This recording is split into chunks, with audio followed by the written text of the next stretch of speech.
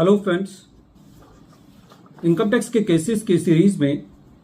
आज जो केस हम डिस्कस करेंगे वो इस चीज को लेकर के है कि यदि एसएससी को सेक्शन 148 का नोटिस इशू किया जाता है और नोटिस इशू करने के बाद एसएससी कंसिस्टेंटली असेसिंग ऑफिसर से इस चीज की रिक्वेस्ट करता है कि मुझे मेरा केस रीओपन करने के रीजंस प्रोवाइड किए जाएं ताकि मैं उन रीजंस के अगेंस्ट अपने ऑब्जेक्शंस फाइल कर सकूं, लेकिन असेसिंग ऑफिसर एसएससी की कंसिस्टेंट रिक्वेस्ट के बाद भी एसएससी को रीजंस प्रोवाइड नहीं करता। और जब एसएससी को शोकोज नोटिस दिया जाता है और उस शोकोज नोटिस का टाइम भी एसएससी को सफिशिएंट नहीं दिया जाता रिप्लाई करने के लिए, तो क्या ऐसे केसेस में रीजंस ना सप्लाई करने के आधार पर पूरी असेसमेंट को क्वेश्चन किया जा सकता है? यही issue honourable Bombay high court ने अपने एक फैसले Rajesh Podar versus income tax officer and others के केस में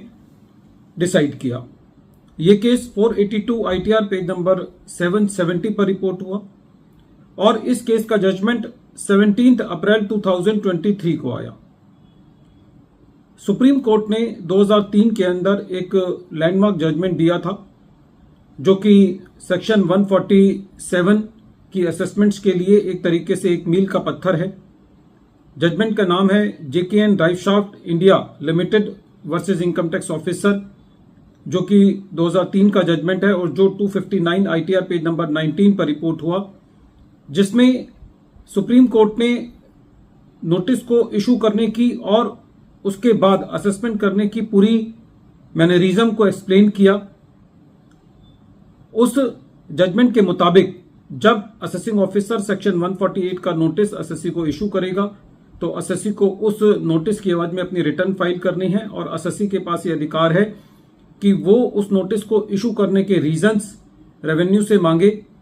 और वो रीजंस देना असेसिंग ऑफिसर की एक जिम्मेवारी है एक रीजनेबल टाइम के अंदर, और फिर एसएससी को उन रीजंस के ऑब्जेक्शंस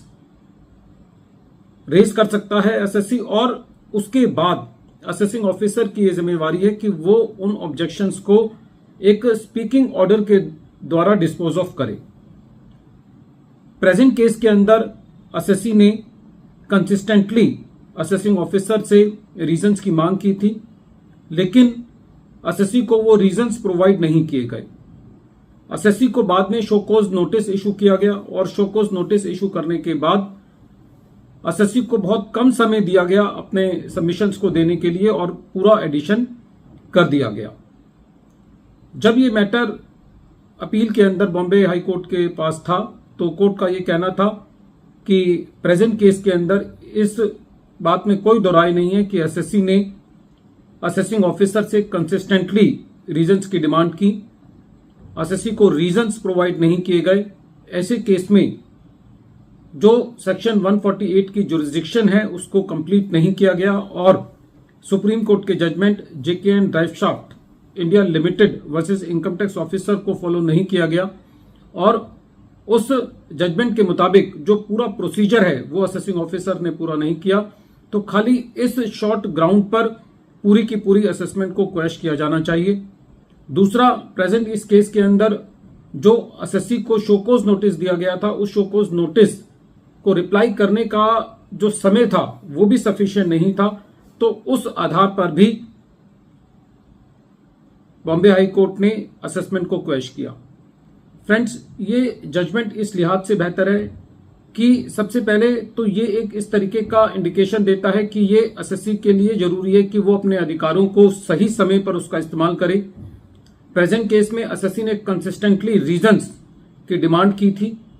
और असेसिंग ऑफिसर ने उसको प्रोवाइड नहीं किया था। इसी वजह से एसएससी आगे जाकर के अपील में इस अपने ग्राउंड को ले पाया कि मेरे कंसिस्टेंटली रीजंस मांगने पर भी मुझे रीजंस प्रोवाइड नहीं किए गए, इसलिए मैं अपने ऑब्जेक्शंस फाइल करने के अधिकार से वंचित रहा और यही चीज एसएससी के फेवर में काम आई और अल्टीमेटली खाली रीजंस ना सप्लाई करने के आधार पर बॉम्बे हाई कोर्ट ने पूरी असेसमेंट को क्वेश्चन किया। वीडियो के अंत में एक बार फिर मैं केस का नाम रिपीट कर रहा हूं। केस का नाम है Rajesh Podar versus income tax officer and others, और ये केस 482 ITR पेज नंबर 770 पर रिपोर्ट हुआ और इस केस का judgement honourable Bombay high court ने 17 अप्रैल 2023 को डिसाइड किया। Thank you friends.